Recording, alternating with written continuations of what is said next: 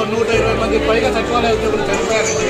వాళ్ళకి ఎక్స్ప్రెషన్ లేదు, కాంపన్సేషన్ లేదు. ఎటువంటి చనిపోయినా కానీ పట్టించుకోకపోతే ఈ చాలని జీతాలతో బతకాలా చావాలన్నా కూడా అవకాశం లేకుండా పోయిందండి.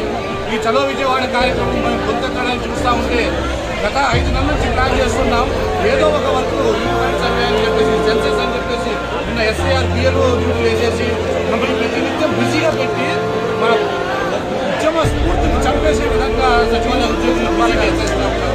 ఇప్పుడు మంత్రుల కమిటీ వేశారు, ఒక్కదానికి కూడా సబ్మిషన్ లేదు. మంత్రుల కమిటీకి హెడ్గా డిప్యూటీ సీఎం గారు వేశారు. ఆయన చెప్పారు, మా నాన్నగారు కానిస్టేబుల్, నేను కానిస్టేబుల్ కొడుకు వచ్చాను, ఉద్యోగుల బాధలు అని చెప్పారు. కానీ ఉద్యోగుల గురించి మాట్లాడారా? ఒక సంఘంతో మీటింగ్ వేసారా? మేము పెట్టిన 15 రకాల 20 రకాల డిమాండ్లు ఒక్కదానికైనా సొల్యూషన్ చూపించారా? వేటానికి సెక్రటరీ ఉద్యోగస్తుల్ని మాతో చర్చలు పంపిస్తున్నారు. వాళ్ళు మీమెత్తి పొందడం కోసం మేము అడిగిన దానికి వాళ్ళు అడిగారు సార్, మేము ఇంత తగ్గించేసామని చెప్పి మీ మెప్పు పొందడం కోసం మా వాయిస్ చేరాల్సిన ప్రభుత్వం దగ్గర చేరట్లేదు. డెసిషన్ మేకర్స్ దగ్గరికి మా వాయిస్ ఎంతైనా కదా చేరుతుంది.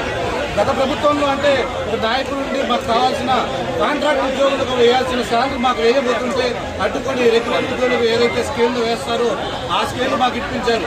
90 మార్కులు తీర్పిచ్చేసి డిపార్ట్మెంట్ టెస్ట్ పెట్టించారు. ఇట్లా అట్లీస్ట్ ఏదో ఒక నాయకుడికి యాక్సెస్ అనేది పైన మినిస్టర్ దగ్గరికి, సీఎం దగ్గరికి యాక్సెస్ ఉండేది. గత 2 సంవత్సరాలుగా ఏ యూనియన్కి కానివ్వండి, కనీసం ఫేవర్గా ఉండే వాళ్ళకి కూడా ఎటువంటి ఫెసిలిటీ లేకుండా మా వాయిస్ అనేది గొంతు నొక్కడం అనేది జరుగుతుంది.